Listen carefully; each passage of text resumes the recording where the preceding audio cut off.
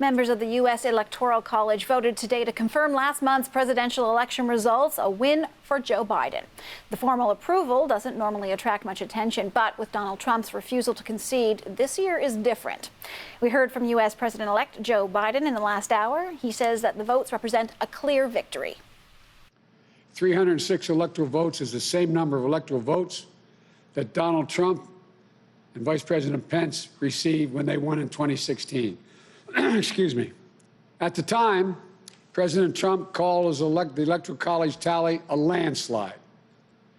By his own standards, these numbers represented a clear victory then, and I respectfully suggest they do so now. I want to bring in two political pundits now for their take. Joining me from Columbia, South Carolina, is Democratic strategist Antoine Seawright, and in Washington, D.C., Republican strategist and partner at Firehouse Strategies, Matt Terrell. Good evening to you both. Antoine, I want to start with you.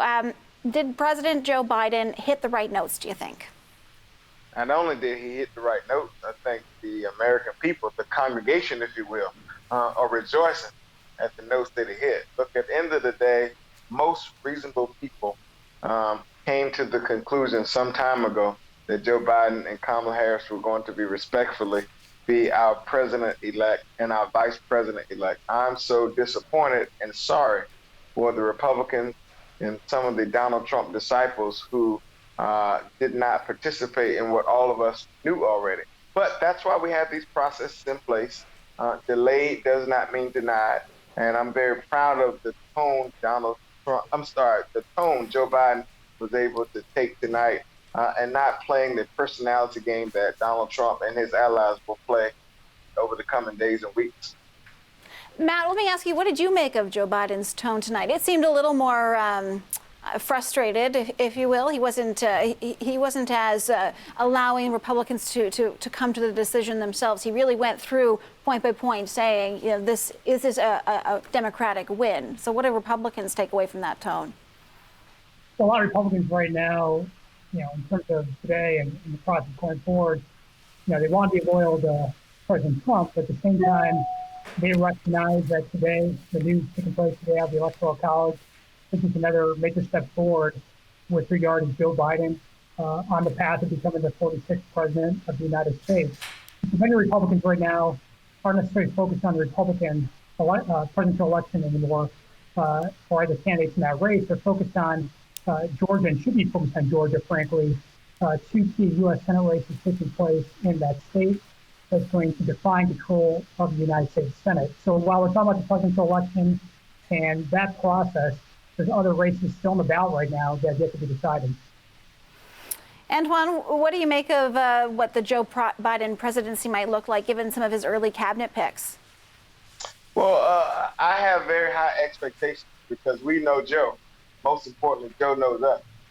And if you look at some of the cabinet picks he has decided upon, they represent perhaps some of the most consequential communities and constituencies of our day. But they also represent people who can really recenter government and make people believe government can work and should work for everyone, not just a certain segment of the population. And they're very specialized people. I think we have to really flatten out government again and get it back to a place where it once was under previous Democratic and Republican administration. I think Joe Biden is going to do that. The other thing I can assure you he's going to do is being an American president. He may have been elected as a Democrat, but I am willing to bet a bottom dollar that Joe Biden would do his best to work across the aisle to get things done for the betterment of the American experiment. And so I expect that. I expect those around him in his inner circle and within the cabinet to conduct themselves with the same type of behavior. And I expect the American experiment to be alive and well again, something we have not seen for the past 4 years. Matt, what do you make of the picks? We did hear Joe Biden talk about, I don't know if he used the words reaching across the aisle, but feeling like he could work with Republicans on many issues. And based on some of the picks that, of course, still have to go through the Senate, but do you think those cabinet picks are going to work in terms of working with Republicans?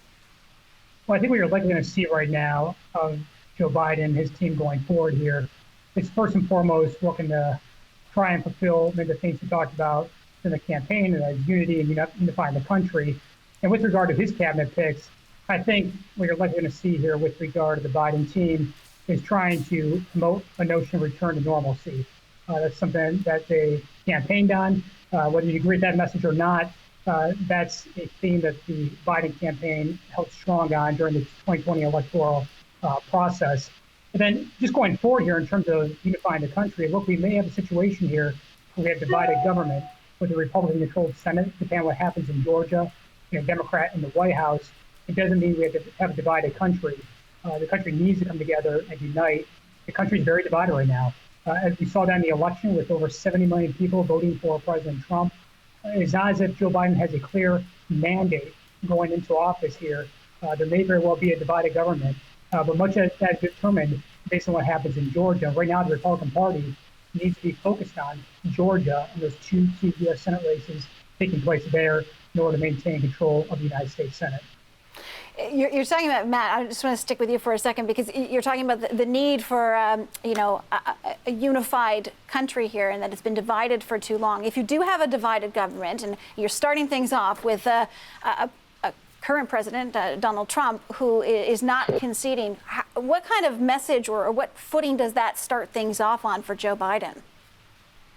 Well, look, for Joe Biden right now, he's going to want to begin his first 100 days in office, which many determine as the most critical first initial days for any president coming into office. He's going to have a clear agenda that he's going to want to promote and clear goals that he's going to want to achieve. With regard to the process in general right now, look, we may very well have a situation where there are Republican controls of the U.S. Senate and a Democrat in the White House. Right now, I think we're going to want to see in the country now is the country coming together. But again, we are very divided. And we've seen that in this election. We've seen the entire process going forward here. It's okay, many Americans believe, to have a checks and balances system in place. Having a Republican-controlled Senate and Democrat in the White House may very well do that. But let's be clear, that's yet to be determined. These two key U.S. Senate races in Georgia are something that Republicans in particular can't take their eye off. They need to be focused on winning those two U.S. Senate races if they expect to even have checks and balances going into the first term of Joe Biden. Antoine, are you concerned about Joe Biden's ability to bridge this divide? No, because here's what we all know, and this always happens minus Donald Trump. The shift happened. You move from campaigning to governing.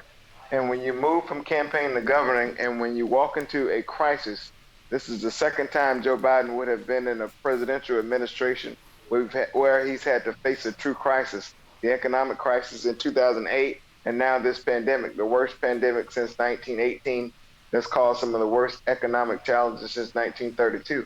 And so he's going to have to move from campaigning to governing. I do believe that Joe Biden will shift, and the narrative will shift when he and his administration shift. Here's what I also know. I believe that the issues Joe Biden will deal with in the first 100 days of this administration are issues that Democrats and Republicans, by a margin of 50+% of the country, agree upon that we need to tackle, whether it's climate change, infrastructure, a COVID relief package that will include some direct payments to the American people, infrastructure, education, all those student loans, all those things that people are hungry and thirsty for from a bipartisan perspective.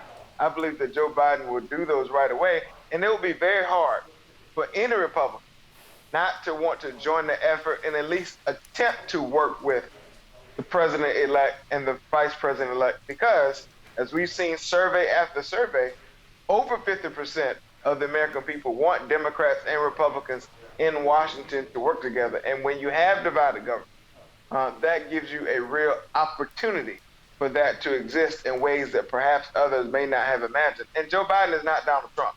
I think you will see a more mature leader in the White House who understands the office and the role of the president. Well, let's hope there is that cooperation on both sides here. Antoine C. Wright is a Democratic strategist. Matt Terrell, Republican strategist. Thanks so much for your time tonight. Thank you.